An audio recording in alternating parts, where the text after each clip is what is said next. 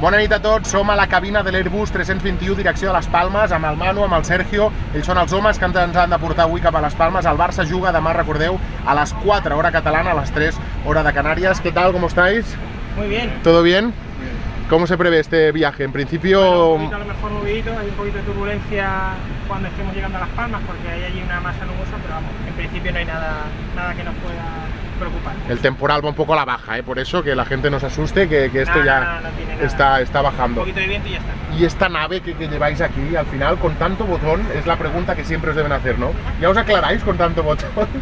Bueno, sí, ya son unos cuantos años no serví aquí, entonces nos aclaramos más o menos, no te creas tú que... Nada, sí, todo además nosotros... Y claro, por aquí arriba es que claro, aquí miras y cada de esto es un rincón, es una historia que tienen esta gente.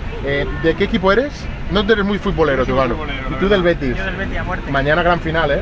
Sí. Con el Sporting. Todavía tenemos muchas más posibilidades, no hay que tomarlo como una final, ¿eh? Muy bien.